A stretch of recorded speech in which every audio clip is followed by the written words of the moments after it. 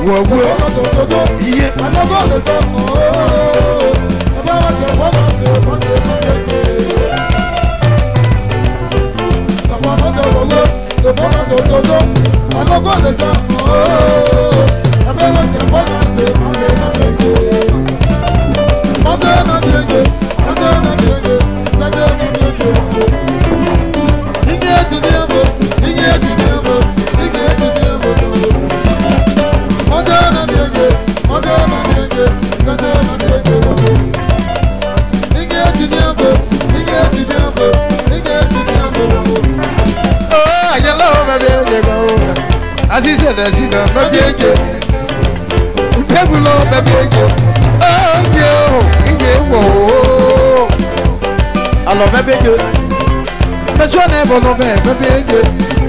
Je vois les miens, you go bébé Dieu. Oh Dieu, Dieu, Chanel Dieu.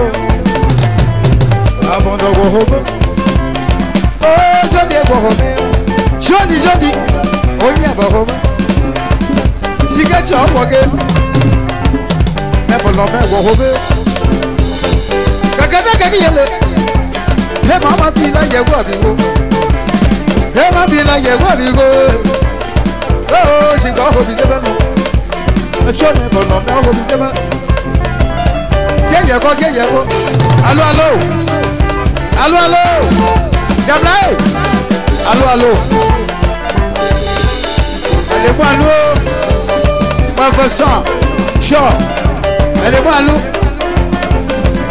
Allo quoi les canémiens. Asabi Nemia Mia yo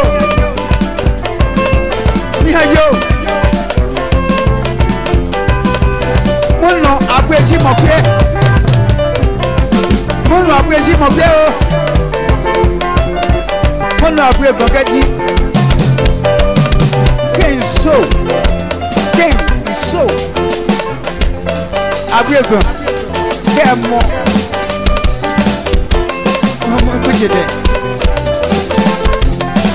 Voilà, ababalo, osoye ebrei. Egale kono kakejo ke batebe. Ye le jiwa be. Kono abu egbonwa. Agbanso gaji. Kono yeye agono gaji. Kono abu egbon so. Kabigo sele ma le konjo. On a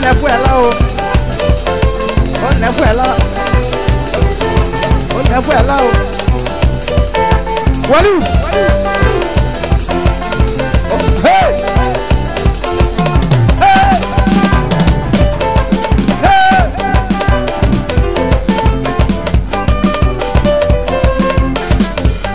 Oh, téléphone de l'eau, chérie, téléphone de l'eau.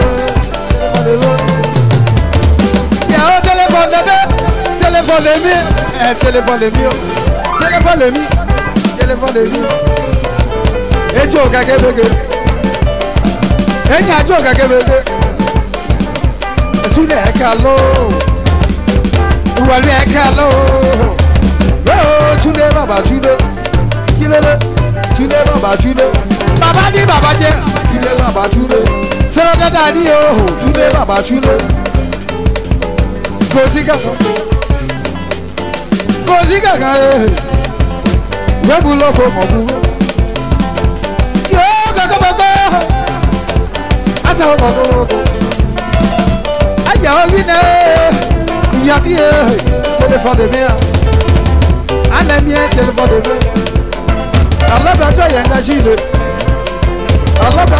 jile ele me dio téléphone de bien ya bien téléphone de bien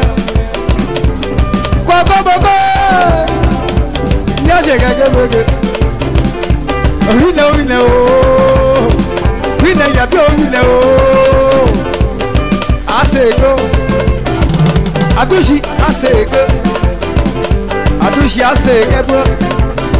Adu yabi asege ho. Kajiye kebe ho. Kage. Wonya yabo ho mejo. Kage da kage yele. Shigwa pojo pogo yabo ho. Kilo, kilo, kilo, kilo. Kage bege, kage bege. Shikaye, kage yele, kage bege, kage bege, hine, kage bege. Il y a plus de téléphone là, mon téléphone là. C'est kage ma quoi ba, le policier. Aïe die quoi ba ke, aïe c'est kage, aïe hobugo quoi ba. C'est kage téléphone mais Allah dans un yangagi le téléphone là. C'est gaga kebeke, c'est gaga Clément, c'est gaga kebeke. On va remettre, il voit boulot comme vous. C'est les ménèches, c'est les ménèches, c'est les ménèches, c'est les ménèches. Choma baba kola yeba yebo, choma kola yeba yebo. Boulot comme baba wego, sabi makiyazo. Chilo, Chilo, c'est quand même bon. Yanou Manuel, c'est quand même pas beau. Aïe, au bout de quoi beau. Et puis quand il y a un petit coup, et puis quand il y a un petit coup, mais si y a un petit coup, et puis quand il y a un petit coup, mais si y a un petit coup, mais si y a un petit coup, Asina bien, on a déjà solo. Yasi, yasi, bisa, on a solo. What's up in the way? C'est ma bousse, oh, yago, yago, yago, yago,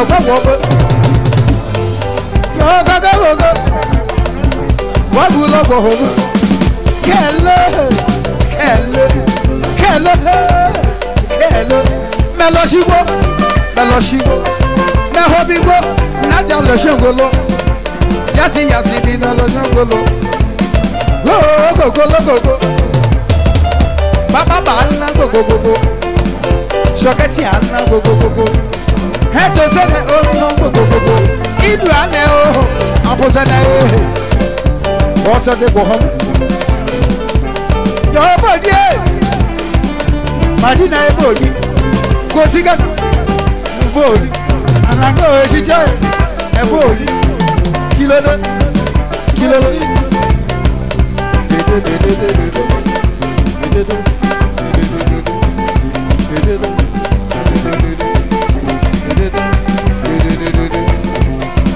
Bossa de Gorromeu, aïe, oh, ma bien, non,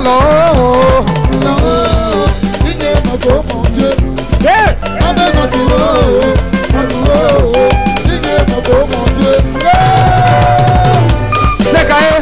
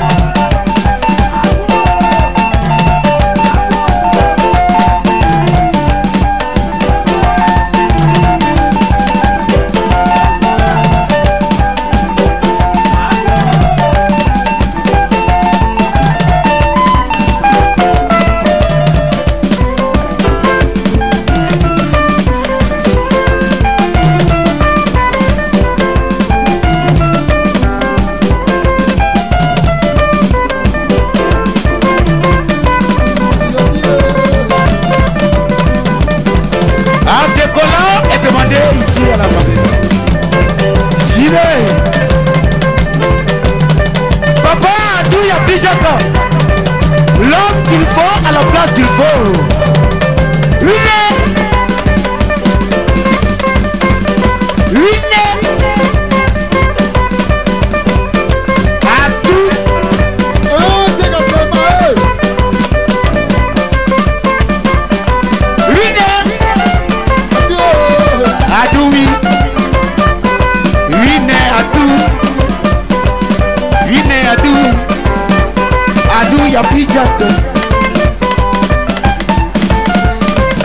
L'homme qu'il faut à la place qu'il faut. Ton papa y a pris à tout Jacques. Je dis que son de son état. Voilà.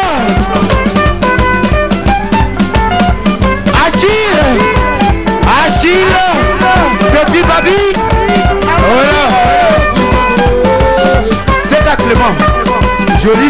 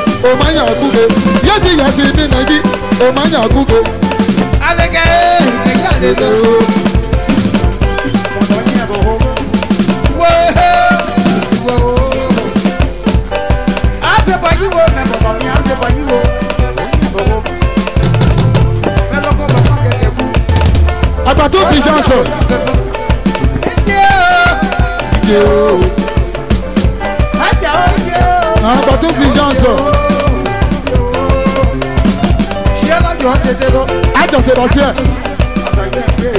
Titi. Allez. Je vois ouais. Organise quoi on est à Gabou. On va faire mon frère. On va faire le gâteau. Quel saut. On fait mon camo. Téléphone de main, c'est le téléphone de main.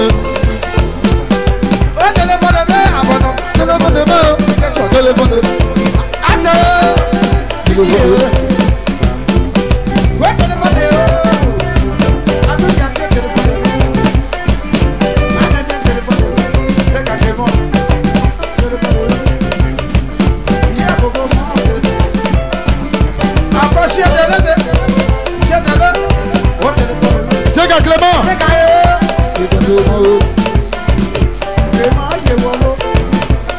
Fadile,